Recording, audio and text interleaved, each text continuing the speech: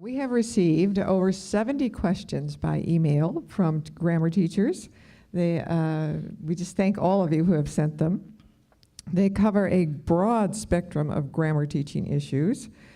A number of the questions were very similar, so we chose the questions that were submitted by the most teachers, and out of those we had to choose just one to post on the screen. So if your question, if you ask the question and somebody else's question is up there, it's just because we got so many. And because we got so many, instead of focusing on just a few, we decided to address as many as we could in the time available. So that means that we decided in favor of breadth rather than depth.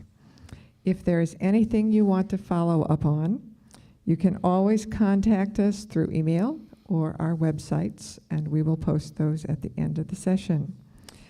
In the interest of time, we divvied up the questions by deciding who would take the lead in answering, and then the others can jump in after that. And we of course decided that if we're going to answer as many as we can, we have to stick to time limits.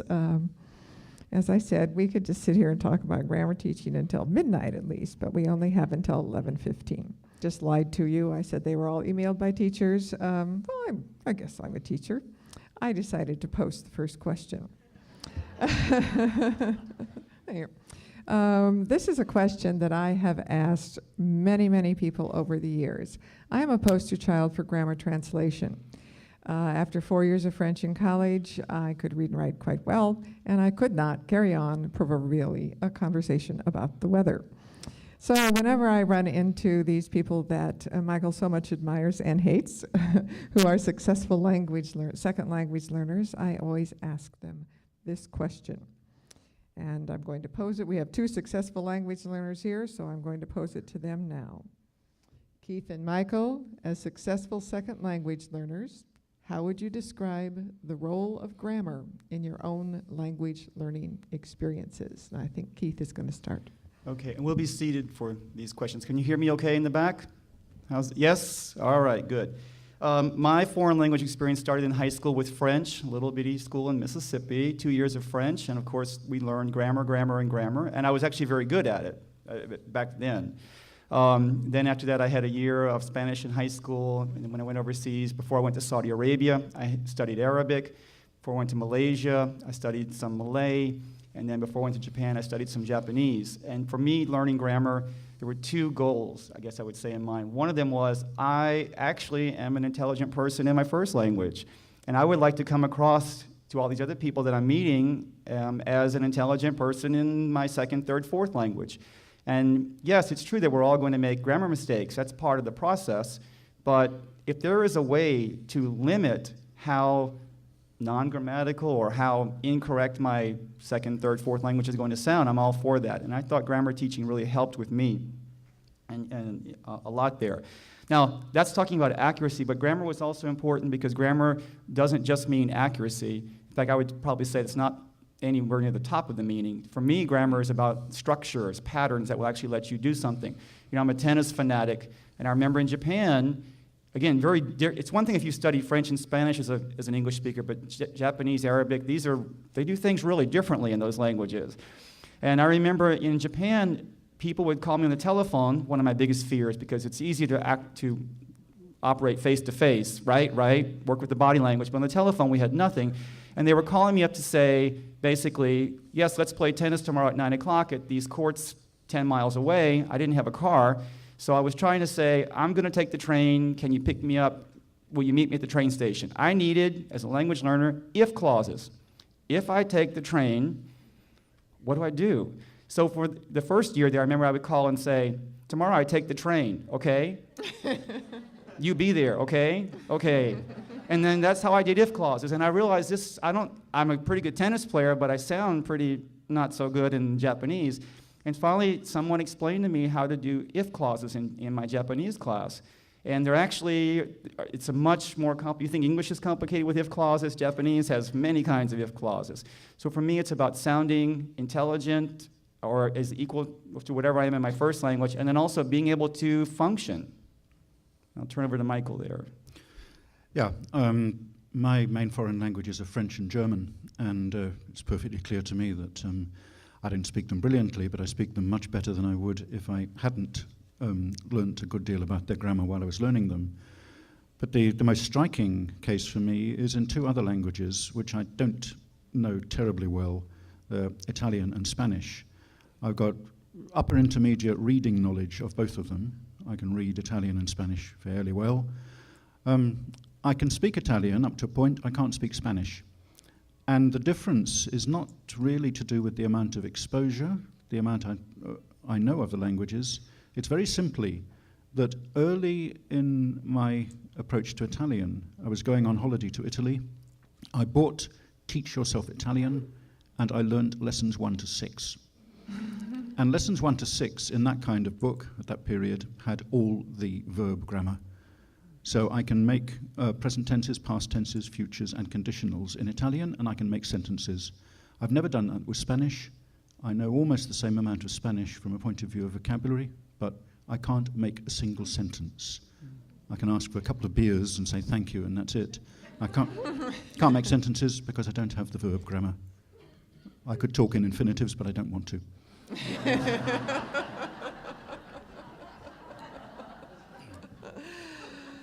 Oh, well, I have to say I'm really glad that they didn't say grammar has nothing to do with successful language learning, or else we all could have just gone home.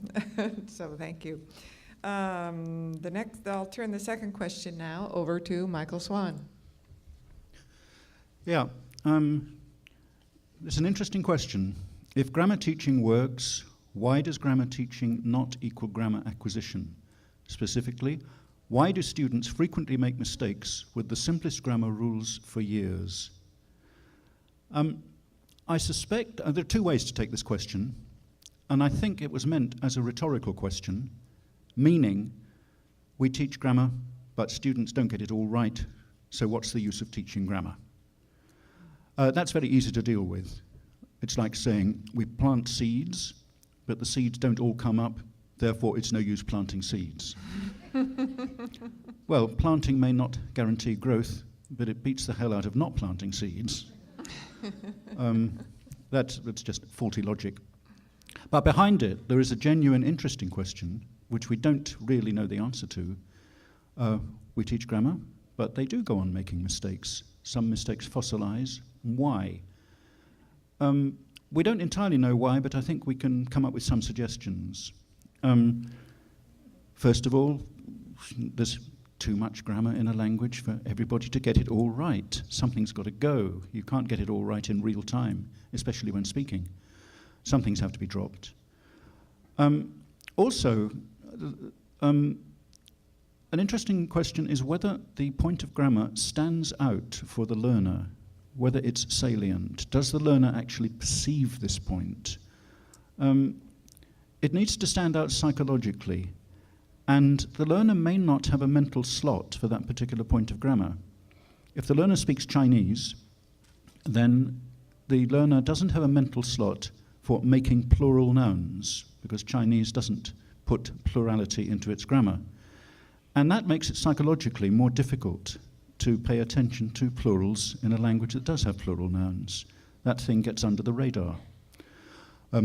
People who speak Finnish speak a language that doesn't have anything much that corresponds to our prepositions. They express those kind of relationships differently. And Finnish speakers notoriously tend to drop prepositions in English, and another thing that gets under their radar. Not only psychologically, but perceptually, this can happen. A lot of the world's languages don't have words that end in S, for instance, or in de. A lot of Oriental languages have a very limited number of final consonants. And these things can be surprisingly hard to hear, simply to perceive, if your language doesn't have them and if you're not used to them. So sits, sit, wait, waits, waited, may all sound rather similar to some learners. And functionally, a point may not be very sort of easy to spot. It may not stand out because it doesn't seem to have much point.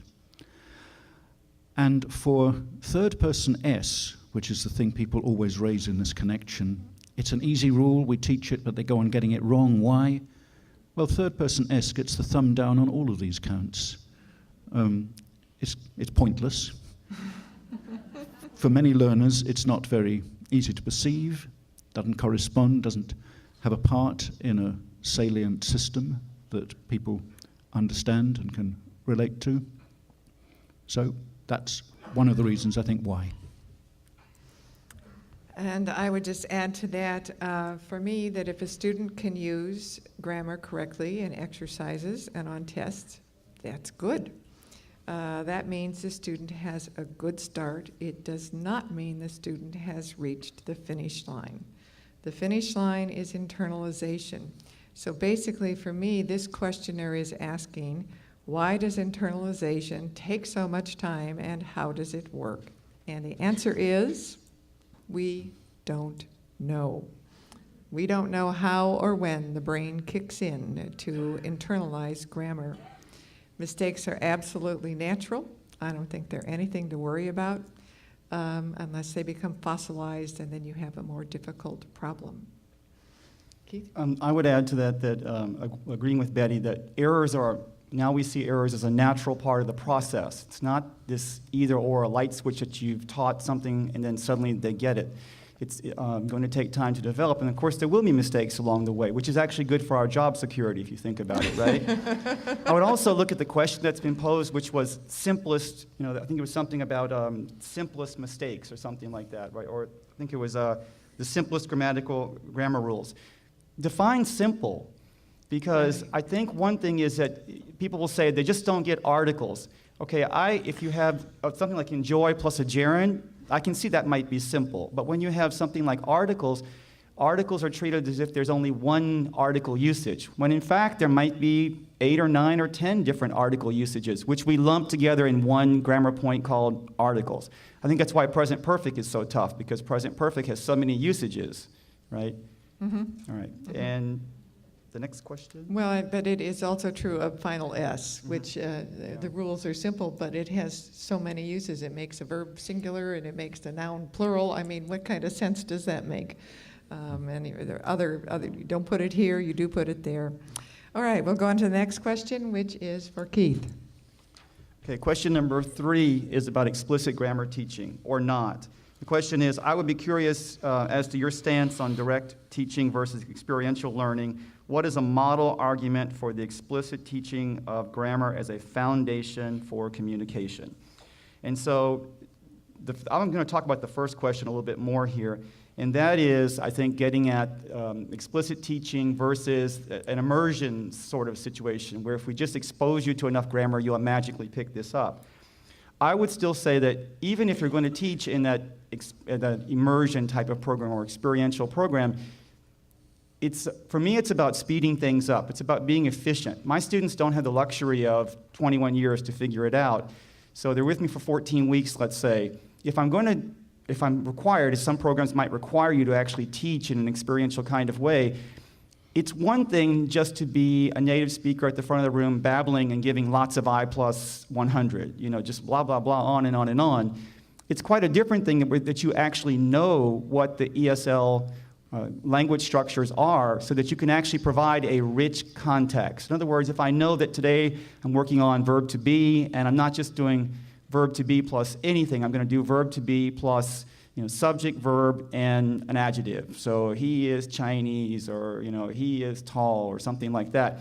As opposed to when I watch a lot of beginning teachers who make the mistake of he is in the room, he is hungry, Arabic is written from left to right, and they are writing. And I'll have beginning teachers who tell me, yes, that's all am, is, and are. Yes, it is, but you've missed the point. And to the poor ESL student who's trying, that you said if we give you lots of input, which is totally comprehensible there, because I'm writing Arabic in that order, with lots of demonstrations, it's comprehensible, but you haven't introduced a pattern. And primarily because you didn't know the pattern, which goes back to my previous point that you shouldn't be teaching the grammar if you're not really familiar with the grammar yourself there, all right? For me, it's about efficiency and saving students time. I think the second respondent there is Betty. Is that right? Okay. What I would say for the first one, the stance on direct teaching versus experiential learning, that was what my whole 10 minutes was about. Do both. This is not an either-or situation. Too often we end up with either-ors, and the classroom is a place of synthesis where many methods come together. As for the second one, the explicit teaching of grammar as a foundation for communication, I'd like to make sure that when we're talking about explicit grammar teaching, that we agree sort of on the definition of what that is. And to me, it means giving students the chance to understand how English is put together, how it works. It's not memorizing rules and things like that. It's understanding how it's put together. And it includes both deductive and inductive learning strategies. Sometimes students, and I think mostly actually, students figure the patterns out for themselves with the explanatory information there as needed to help them figure it out. And there's a constant interplay of inductive and deductive, which goes back to what I was saying earlier. You have to do both. You cannot divide inductive and deductive in the language classroom, in my experience. I would also say that grammar underlies usage in all skill areas. To me, grammar is the glue. It is what holds language together and makes it intelligible. Mike, anything to add? I'd just like to add very briefly that it's important not to generalize. It depends what points of grammar we're talking about, how much time there is available, how much exposure there is for experiential learning, and the answers can be very different under different circumstances. Good. All right, the next question is fitting grammar into a curriculum. I'm an old curriculum designer, so this is a fun question for me.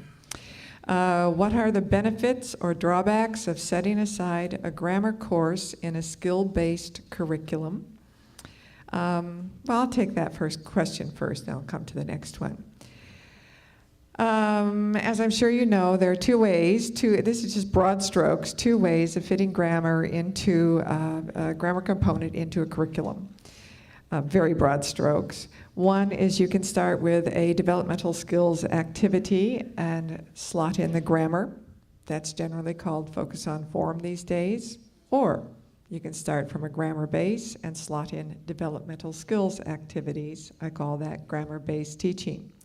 The research that I have read says that the two approaches, focus on form, grammar-based teaching, are equally effective, so the choice depends completely, I believe, on the teaching situation and the teacher's preferences and who the students are.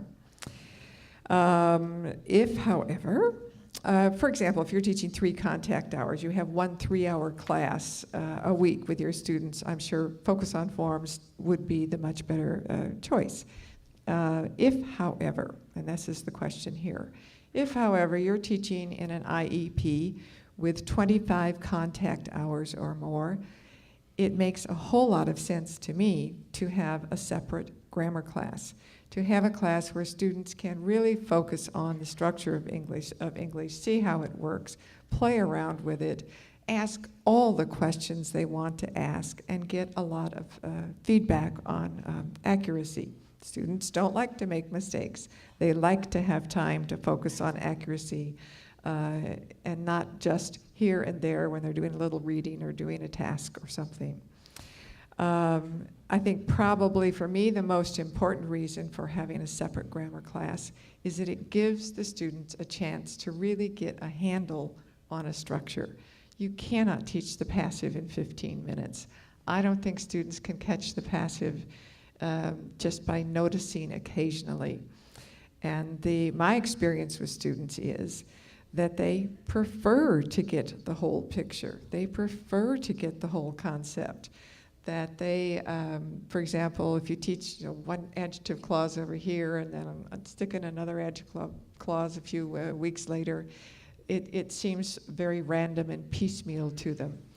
And as a teacher, I will just say it drove me crazy to teach piecemeal grammar, and I always wanted to get the whole concept of the structure communicated to my students.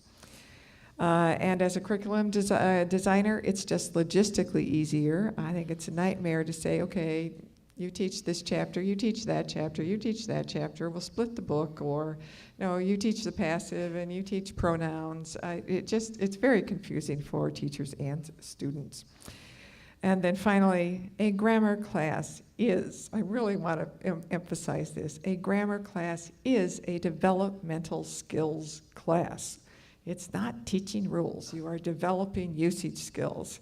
And that only complements and supports other skill-based classes. Then the second question up here, right now I am teaching a basic ESL class and the grammar is built into the lessons. That would be focus on form. At what level is it appropriate to teach grammar as a standalone topic? That would be grammar-based teaching. I will simply say, as long as they know the alphabet, I think you can teach grammar as a standalone topic. And indeed, I know this goes against conventional wisdom today. I don't understand where that conventional wisdom came from. I haven't quite traced that back. But my experience is, my observation is that a grammar class makes the new language less daunting for the student, not more daunting. I don't know if you agree with me. Ditto. Okay. How's that? I don't yield my 30 seconds yet, though. I would say most of my teaching experience is with IEP students, intensive English programs, and yes, it's just much more efficient if you have a separate class that's labeled as grammar. It's not even dealing with grammar per se or language teaching as much as it is just logistics of running a large program. This way, we know it's being covered. Otherwise, your teachers are very busy. I thought you were doing it. I thought I was doing it. No, who's going to do this? The writing teacher's teaching it. No, it's the reading teacher. Actually, if you have a separate grammar class, it makes more sense. And also, I'll say that as a person who's actually been in an intensive program, for example, in Japanese or in Malay, I know that for me, having a class that was called grammar, structure, or AD, whatever it was covered or called, I appreciated the opportunity of knowing for sure I could go to that class, raise my hand and say, you know, I heard someone say whatever, and you told us, or the book told us, that you can't use an ing there. Why? And adult learners, they want to know why, and that entails giving a grammar explanation. So yes, I would agree with that. The second question, at what level? I can't imagine why beginning students would be denied access to grammar. If you're an adult learner, you certainly have questions in your head as to you're trying to produce something and you hear something different. You want to know why. What's the difference? Yesterday you told us to do this. Today the book says do this. Is it the same or not? That, for me, is grammar. Michael? I have nothing to add to those masterly analyses. All right, the next one then, Keith? Question 5 is teaching grammar to young learners. By a show of hands, how many people are K-12 teachers? K-12 teacher. I deal with K-12 teachers a lot with a very innovative program actually in Arkansas, very forward-looking in terms of training what they call ESOL, in Florida ESOL, ESOL teachers. The question is, I work with young learners from age 3 to 8. How do you see grammar taught for this age group? And the other is that we have preschool and kindergarten aged ELLs. At what point should grammar be introduced, if at all?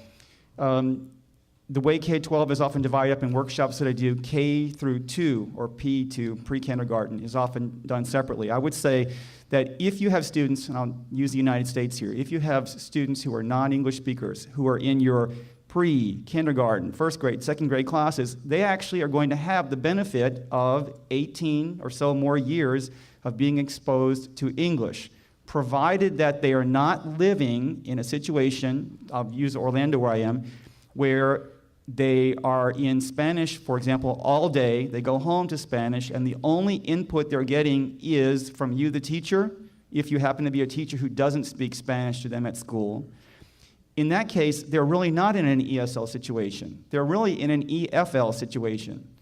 in which case it mirrors that kind of development. But if you're in kindergarten through second, I would say that you're going to have the benefit of all those years. And actually, after a certain point, fourth, fifth grade, you'll begin to mirror in some ways what's happening to the native speakers who are being exposed to the same language.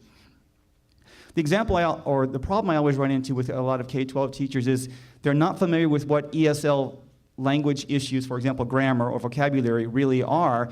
And when they're trying to put together their lesson plans, they're not sure of how to run the show in their class. So you have a class of 24 learners. Let's say a third of them don't speak English. If you're a fourth grade math teacher, your job is to teach fourth grade math to the whole class, not just to 1/3 and not just to 2/3. But the example I always give is take a simple song if you're doing the PK 1-2. Old MacDonald had a farm. I'm not going to sing it. That's my gift, not singing it. But Old MacDonald had a farm. That's a song that you might be using with your kids already. And you think, well, gee, is there grammar there? You have to put something in that lesson plan slot for the state. What would you put? If just the repetition, again, if there's a pattern here. Old MacDonald had a farm. What grammar is being taught there? There's past tense. There's had. Every line of that song is had. And so you also learn that it's on his farm. So if there's a male person, we don't do its or her or their. We use his. You also learn that the animals in English, if there's only one of them, as in had a cow, a duck, they have to have an in front of them. And you also learn that with farm, we don't say in a farm, or we don't just say the farm. You have to put the word on there. The point is that with young learners, no, you can't go to the blackboard and say, today's lesson is present perfect, class. Pretend you can write with a pencil now. You can't do that. And you wouldn't do that, but they're just the same way that you wouldn't be teaching those students that way anyway. They're doing lots of songs and repetition and doing lots of games. I taught second grade. I'm certified secondary, but taught second grade in Japan for 1 semester of those 6 years, and I lived to tell it. But the thing is, we use lots of games and lots of activities. If you've never taught elementary school, the biggest surprise for me was I couldn't go into a 50-minute class with 3 activities. We needed 33 activities, right? But the thing is, there are patterns that would be repeated over and over. And to me, yes, of course you want to be teaching grammar, but in an appropriate way for students at that age. Does anybody else want to add anything? No, I think Michael and I have only taught adult students, so I think we will just leave that with you. Thank you. The next one is for me.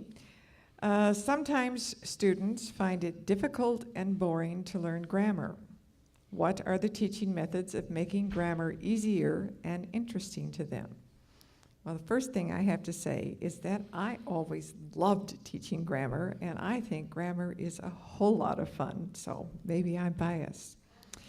Over the years, I've had the opportunity to visit classes where teachers are using my textbooks, and they've been very gracious to let me sit in on the classes.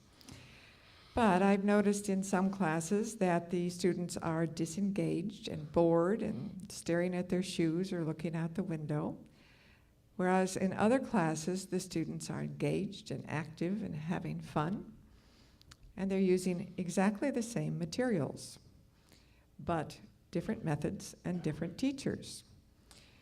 What I have noticed is that the teachers in the boring classes often seem to think they are teaching subject matter. They'll lecture the students as though they were teaching biology or geometry. They will plod through the exercises as though the only important thing is to get the right answer. And then again, they will lecture the students if they make a mistake. And then they will drill the students on terminology, at which point I am sitting in the back of the room absolutely tearing my hair out. That is not what teaching grammar is all about. What I notice about the teachers in the engaged classes is they don't lecture their students. They have an easy give and take and really lead their students to discoveries. They treat errors lightly and positively, like, you made a mistake. Isn't that wonderful? What a good teaching opportunity. They don't have students using meta-language. They don't have students memorizing rules. They don't have students defining terminology. That's subject matter stuff. We're not teaching subject matter. We're using grammar as a means to an end, as a tool. But very importantly, they have a lot of variety, a lot of activities, a lot of interactive and group work. And Keith mentioned some of this in his opening remarks, but there are lots of interesting and fun things to do working from a grammar base. From pantomimes, chain stories, role-playing, true-false games, interviews, writing advice columns, problem-solving tasks, logic puzzles, number puzzles, and many, many, many more that you can fit into focusing on target structures. Then the second question, how can we help our students develop their linguistic accuracy during extemporaneous speech? Well, just very quickly, one idea that something I used to do, just a generalization, I believe it is a good idea to have exercises and practice that specifically encourage self-monitoring and, importantly, peer monitoring, that the students are monitoring the accuracy of each other. One method I like is to have one student in a pair or a group function as the grammar listener, to listen for a particular structure. A very quick example, if you're doing a chain story in groups, the grammar listener listens for ED endings, listens for irregular verbs, listens for tense shifting, and gives immediate feedback. So the students are using language extemporaneously, they're having fun, and paying attention to grammar, to accuracy at the same time. Anything to add? What should I add? I think the key words what Betty mentioned, activities, going back to the action, and it's the number of different activities that you're going to do in your class. Trying to think, first, again, it requires you to know something about grammar. So it's not just I'm going to teach this rule today, but I want to teach this grammar pattern, which will allow you to do what? And I always try to think, what do my students actually want to do with this language down the road? So if they're going to have to go to a job interview, then we might set up a mock job interview. But again, I'm always aware or trying to get them more aware of the grammar that they're going to use, the patterns that they'll need as they perform that particular activity. One idea in terms of honing your own teaching skills is you're probably not teaching in a school where you're the only teacher. And you probably hear other students say, much to your chagrin, I really like Miss So-and-so's class. And you have to wonder, as we all have, what is she doing that's so good? Why they keep talking about her class and why aren't they talking about mine? So just ask one of your colleagues to go visit different classes. And you'd be amazed. I don't care how many years you've been teaching. You go to a presentation. You've been going to conferences 20-something gazillion years, as we have. And you go to a presentation and you think, gee, I could really use that. Or you also think, I could never use that. I would never do that to my kids.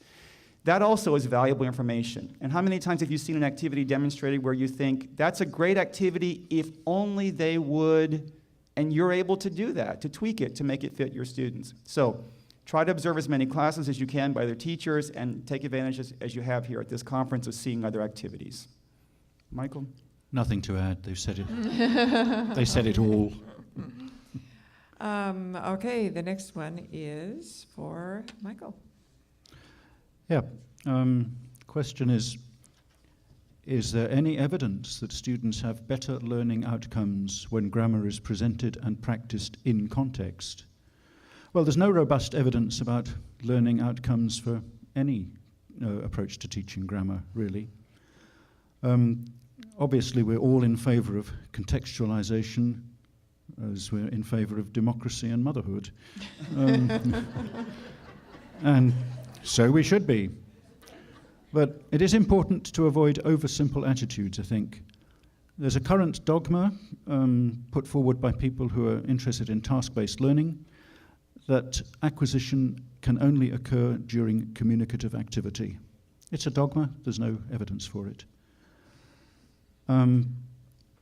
There's another type of dogma which dismisses sentence-level practice, saying that the meaning and use of grammatical features can only be understood by referring to the wider discourse context. Well, it's true for some grammar points and not for others. Mm-hmm. It's desperately oversimple. I think there's a strong case when we're teaching certain points of grammar for the old style mechanical sentence level practice. If a grammar structure is hard to get hold of, passives is a good example. It can be quite hard for learners to learn to put passive verbs together. Practicing the form without thinking too much about the meaning at sentence level before moving on to more contextualized practice seems to me a very good thing to do. I would add to that, how many words does it take to create a context? You don't have to have a whole long passage to have a context. I'll just give you one quick example. If you have the sentence, can I go outside? No context, doesn't mean anything. Add a few words. Mom, can I go out inside and play after I finish my homework? And you have a perfectly understandable example of the use of can to ask permission and the social situation in which it's used. So even sentence level grammar can have easily recognizable contexts. I would just add that, again, the wording of the question about practiced in context, the opposite of in context is not no context. And again, some of the earlier people in our field have stolen the really good vocabulary to describe some of these issues. And so we talk about natural, that's a good word, the opposite being contrived. In context, so I'll vote for that because it's in context as opposed to out of context. I can tell you that with the research that's been done on vocabulary, at least, having extensive context is not what you need, or in actual empirical studies it doesn't provide as good a results as even something as simple as translations. So what might seem intuitive to you, or you've been led to believe is the right answer after 2 decades of listening to the naturalists, there really isn't evidence for this. There's actually contrary evidence with vocabulary, and I don't see any evidence at all in the grammar area. I would agree with Keith. All right, the next one is for me. This is about grammar, writing, and correctness. I think this is the topic we got the most questions on. Our coordinator made us mark every single error. Was this correct? Should we correct all the students' mistakes when we're correcting a composition, for instance, or focus on specific structures? When, if ever, in a program's writing curriculum, should a writing teacher address grammar? My institution has no discrete grammar class. Well, the first thing I'm going to say in relationship to the first question about the coordinator making them mark every single error, that is a decision teachers need to make, not coordinators. I firmly believe that coordinators can give guidelines, there can be goals of the program, but there are so many different teaching situations, and teachers need to decide what their particular goals are in a particular assignment and how they feel they are most effective. But that's just my personal opinion. There is no one right way for every teacher in every teaching situation, in every writing assignment at every level. Teachers have to be allowed to stay flexible. And so sometimes you will correct all the errors, and sometimes you'll correct just one error, sometimes you'll correct just a few. There are many different situations. But I also want to address the students that I taught, advanced level university students, pre-university students, or students at the university. And here's what I did and why. I pointed out, I marked every error that I thought the students could correct themselves. I wrote in corrections when I didn't think the students knew how to make the correction. If I did not understand the meaning of a sentence or a paragraph, I didn't mark any grammar at all. I said, I don't understand what you're talking about. Please rewrite, or please see me after class. And then we would deal with the grammar after we dealt with the meaning. But I did not let errors pass unnoticed. I would get some Generation 1.5 students in my class, at the freshman class, and nobody had ever told them that their English was not up to academic expectations. I think that is an English teacher's job. I think that's what they pay us for. That is why they are in our classes. So as a writing teacher, my job is to help students improve all their writing skills, content, organization, expression, and correct usage. And I think letting errors pass continually simply does a disservice to students. For me, teaching grammar is just part and parcel of teaching good writing. My own feeling is that generally correcting every mistake is giving students more information than they can handle and act on. And there are situations where it can be very counterproductive. I was talking to a teacher of English from a German secondary school.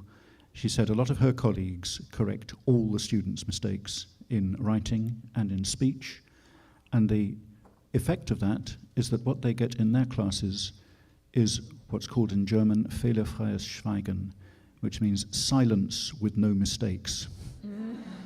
The kids won't say anything because they're just so discouraged. They're afraid of being corrected. And I think, certainly as Betty says, it depends on the situation, depends on the teacher's purposes, but for me, that level of perfectionism is very often disastrous. And I would add that looking at the research on composition and error correction, there really isn't any research that shows one way or the other that correcting mistakes at the composition level is going to produce magical results. And I really don't, if I believed that correcting every single mistake on the paper would result in better learning, which I don't think any of us do, yes, I would mark the papers out of guilt because it's my job to do this as a teacher. I don't think we get paid enough, though, to mark all of those papers and mark all the mistakes. But if it paid off, we would do it. But it doesn't, so don't. All right, Michael is next. Yeah, talking now about language varieties and change, we got 3 questions here. The grammar in written English differs from that in spoken English. How do we deal with this? What do you do when a grammar structure is changing in usage, especially when informal spoken usage is starting to be used in more professional or academic settings? One example would be, everyone has their own opinion. And what do you say to students when the textbook says that the verb love isn't used in the progressive and they see I'm loving it in a TV ad? McDonald's have got a lot to answer for here. I think essentially it's a matter of increasing students' language awareness. They need to understand that there's not just one correct form of a language, so that they don't get bewildered by variation and change and by the fact that rules in the books don't correspond to the whole of the language. I think we need to tell them where noticeable changes are going on, that this is happening, tell them why. With progressives, like I'm loving it, this is a structure that came into English centuries back. It's been slowly making its way through the language.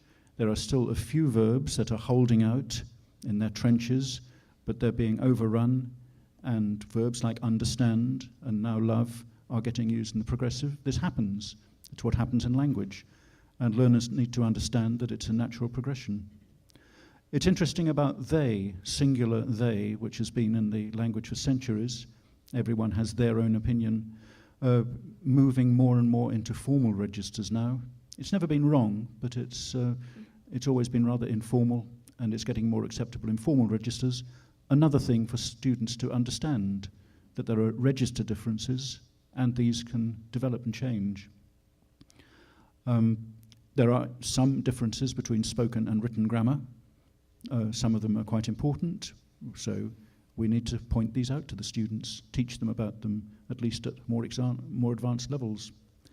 And we finally need to explain to our students that there is widespread resistance to language change, especially on the part of older people who don't like to see the language moving out of their control. Do we? Examiners and employers are often members of this group of older people who don't want the language to change. And they're likely to prefer more conservative, more formal varieties and condemn others. So learners need to know about that. And finally, there's no need to panic. All these things that strike us, like I'm loving it, these bits of variation and change, they're tiny ripples on an enormous surface of consistency. Yeah, very nicely said. I would add, when I do the workshops for the K-12 teachers, I'm amazed that when I work with content teachers who really have no training with ESL, so they know nothing about ESL grammar, language points, etc., and when I always bring to that first meeting 3 examples of ESL grammar and give them maybe 20 pieces of input to try to figure out, is there a pattern here? The pattern is the grammar. And that's one I do is with the loving and liking, needing, etc. And when I bring up this point, they invariably say, what about McDonald's? They really, really know this McDonald's example that well. And what I point out there, again, at the appropriate level, these are native speakers who just haven't thought about this. The reason that this stands out is that it violates a rule, let's say, that you've internalized that you weren't aware of. It's the same reason that Xerox spells itself with a Z, and that the Quick Stop in Orlando is not spelled Q-U-I-C-K, but K-W-I-K, because it makes you remember it, right? So they've actually done a really good job with marketing. And that leads me to my other point, which is that when these questions come up in class, this is me personally, I am very judicious in how whether I will explain something or not. The student raises his hand at the beginning level and says, I heard someone say X, Y, Z, and you're thinking, oh no, now you've opened up a whole other can of worms that the rest of the class isn't going to explain. And at that point I say, really? Did you really hear that? I.e., no you didn't, but you did, really, right? Or what I often do is I'll say, was it in a song? Was it your roommate? Tomorrow, bring that back to class. Because again, it goes back to being a good teacher, not necessarily related to grammar. It's choosing your battles wisely. Sometimes you know that when if I explain this to everybody, it's going to cause confusion. And when your students are looking for in a grammar class of all classes is some sense of peace that, oh, there really is a pattern. And I can't do all of the examples, but I can do many of them. Or do you just say, that's level 2. You'll have that in level 2 next semester. And in that situation that Keith just described, I always said, would you see me after class, please? And that took care of it, and I didn't have to deal with it in class. I just want to echo what Mike had said.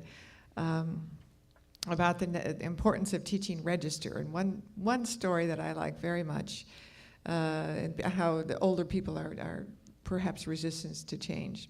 I wrote my first grammar book published in 1981, and I included me too, me neither, and I included he's older than me instead of I, explaining differences in register in both cases.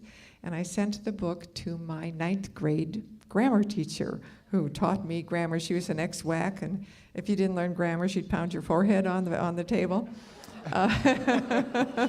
But boy, did I learn grammar, but not ESL grammar, that's for sure. When I started teaching ESL, I had to really learn a new pedagogical grammar. But I think she was shocked that I would teach these incorrect forms. Okay, the next one is for Keith. Question number 10 is about using the mother tongue, and this is not necessarily tied to grammar. It's just the general age-old question of ESL. Should I speak their language in class or not? Can I explain something in Spanish, French, whatever, or not? Or should I do this? And I'm going to talk about this in terms of direct explaining in that language and an indirect explaining in that language. But let me read a little bit here. I don't have any research that says that first language, L1, should never be allowed in our classrooms. We hear this a lot, and it kind of makes sense, doesn't it, that if you spoke lots of English, then suddenly they would pick up lots of English. Actually, we know that's not the case. But there's been, I can think of my very first teaching job where I was actually called into the coordinator's office and told not to speak Spanish in class anymore, which was a very good thing because we had a lot of French speakers in class who didn't speak any Spanish, but I thought I was helping the majority, and that was okay. In my book, Vocabulary Myths, one of the myths is that teaching and learning vocabulary, for example, translations are bad. In fact, research studies have included a learning condition in which learners have translations have almost always had better retention rates than with pictures and drawings and meaningful context, whatever that might be, etc. I've seen this demonstrated with grammar in my classes. Sorry, I've not seen this demonstrated with grammar, but I suspect the same. To me, it is ludicrous to pretend that students do not have a native language, that they do not have a whole mental capacity developed in a language already when they come to my classroom. So I use translations in grammar class in two ways. First, indirectly.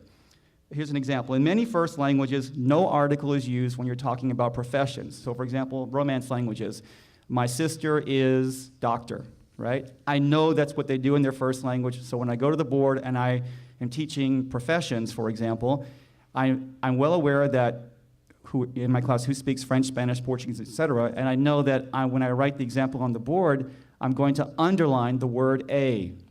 Maybe I'm not going to say, because in your language you do this, but I know that's what you're doing, and I'm now making this difference more salient. All right. And the second thing is directly. If I were teaching, I know that when I was teaching in an EFL setting in Japan and in Malaysia, where everyone has the same L1, I did use, as long as the coordinator didn't know about it maybe, I did use the foreign language because I don't see that there's actually any bad result that's going to happen by using the first language judiciously. All right? I think Mike has something there.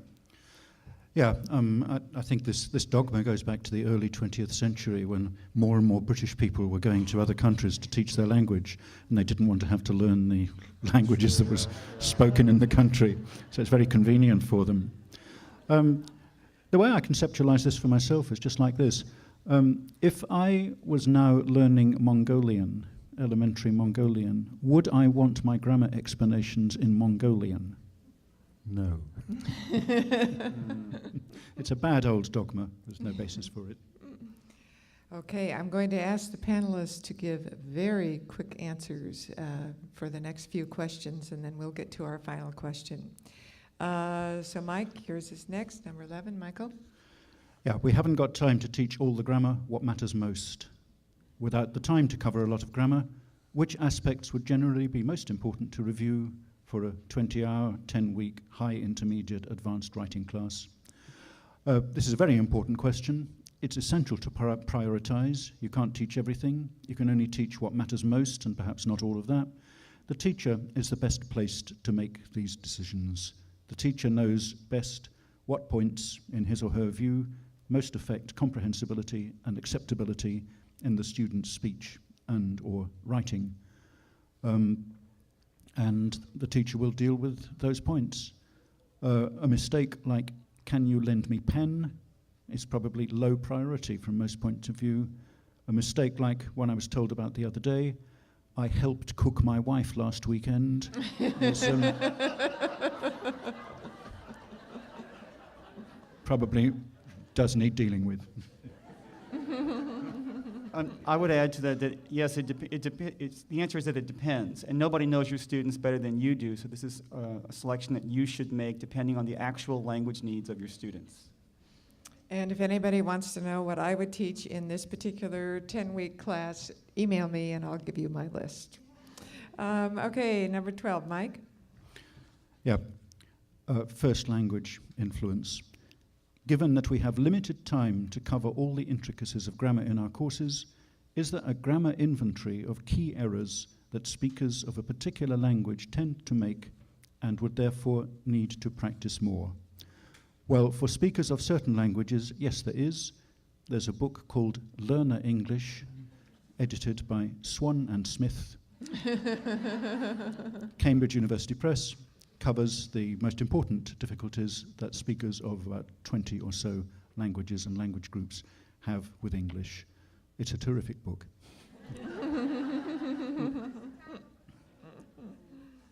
It's Learner English. Yeah. And that's my notes, just say, see Learner English. Okay, any comment, Keith? Yep, just Learner English. Okay. That's it. Number 13.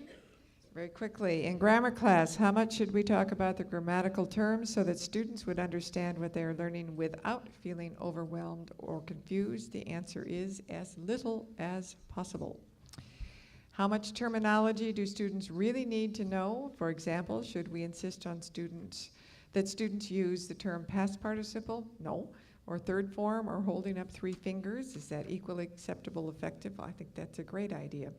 What I want to say about terminology, I think students learn from understanding what's going on in examples, not from learning terminology, not from memorizing rules or memorizing Explanations, the focus always ought to be on examples and usage. Students should not be required to use terminology, define terminology, or learn terminology, except there are, of course, occasional exceptions. But it's important to remember that we're teaching usage. We're not teaching subject matter. Anything? I think we just got time to go to the last Oh, question. I think it is time now to go to the final question. Yeah. This is for Michael. And for, I think it's time to hear from the student's point of view. I'm going to read to you a letter that I got from this gentleman, Santiago Tho, over 20 years ago. He wrote this: "Dear Mr. Swan, I got a question about English. Maybe you can help me. My question is, all the English books I read didn't explain why the verb in third person singular number has to add s or es. The books also didn't tell how it was originated and who originated it. My view regarding this question is that it is troublesome.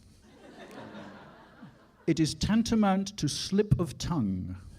It lengthen the word and pronunciation. What is your view? What is your view if the s or es is omitted? Is it acceptable? Do you consider it informal? My experiment was that it was much easier and convenient. It was much more efficient. I look forward to hearing from you." Oh, let's hear it for Santiago Tho. He's absolutely right. Well, thank you all for coming today. We've really enjoyed this.